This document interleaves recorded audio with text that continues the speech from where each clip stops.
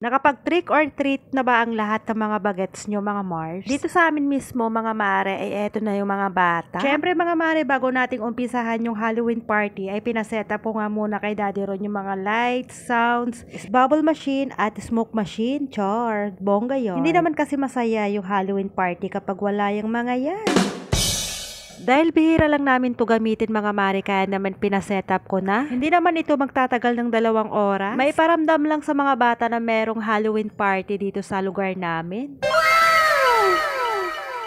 At syempre, mga mare, hindi mawawala yung pa-decoration ng hipag ko. Masipag sa mga decoration yan, mga Mars. O diba, ang daming nagpa-picture. Simple lang, pero masaya na yung mga bagets. Sulitin natin, mga mare, habang bata pa sila. Mabilis lang ang panahon, mga mare, hindi natin mamamalayan na malalaki ng mga yan. Habang gusto pa nilang mag-costume, mga mare, ay gawan natin ng paraan. Kaya hanggat maaari ay ipa-experience natin lahat yan sa kanila. Dahil minsan lang sila maging bata. Para paglaki nila, mga mare, ay meron tayong maikukwento sa kanila. Ngayon ko lang din to naranasan, mga mare, nung nagkaroon na ako ng anak. Dahil hindi ko naman to naranasan nung bata pa ako. Hindi ko naman naranasan yung magsuot ng costume tuwing Halloween party. Wala naman kasing Halloween party noon. Sa totoo lang, mga mare, ang hinatupag ko noon ay mamulot ng maliliit na kandila. Tinutunaw namin yun, tsaka ginagawa naming pabilog. Yun ang ginagawa naming bola. Yun kasi ang naaalala kong ginagawa namin nung bata pa kami. Kaya ngayon, mga mare, ay naglalaan talaga ako ng oras para sa 2 kong anak. Para ma-experience nila yung ganitong Halloween party. Lalo na to si Kuya Isko, mga mare, ay pabinata na nga. Dahil nung maliit pa nga si Kuya Isko, mga mare, ay ako yung namimili kung ano yung papasuot ko sa kanyang costume. Pero ngayon, mga mare, ay meron na nga siyang sariling desisyon. Kung ano nga yung gusto niyang costume, mga mare, ay dapat yun lang yun. Pero in fairness, mga mare, nag-DIY siya ng costume. Eto siya, si Lupi, mga mare. Short lang, tapos jacket niya. Talagang DIY lang siya, mga mare, at talagang wala akong ginastos para sa kanyang costume. Si Iyon lang, mga mare, ang binilan namin ng costume niya.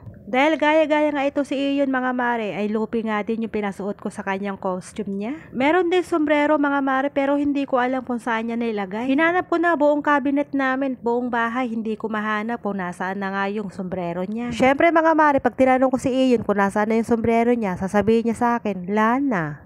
So, mga mare, eto na nga yung mga pa-lights namin, and then pa-sound system, ganun. Kung meron lang talaga akong budget, mga mare, ay magpapalaro nga ako sa mga bata. At yung mga nakuha nga nila mga candies, mga mare, ay tinago ko. Maglalabas lang ako ng paisa-isa dyan, mga mare, para sa ganun na hindi sila mag-tonsillitis. So, ito na yung mga bata, mga mare. Hindi ko alam kung nagsasayaw ba sila dito. Ay, ewan, basta nakalimutan ko na nga din. Or naghahanap sila ng mga candies pa. Umakit na nga ako dito, mga mare, dahil nangangalay na nga yung 2 kong paa. Kung gusto nyo magreta sa akin ng lights and sounds, mga mare, ay PM nyo ko. Dahil isa din tong pinagkakakitaan ko, mga mare. Pwede nating full setup yung event nyo. Sounds and lights, projector at screen, smoke machine, or bubbles machine. Kaya, mga mare, wag na kayo mahiyang magtanong sa akin. O siya, mga mare, hanggang dito na lang. Salamat sa inyong panonood.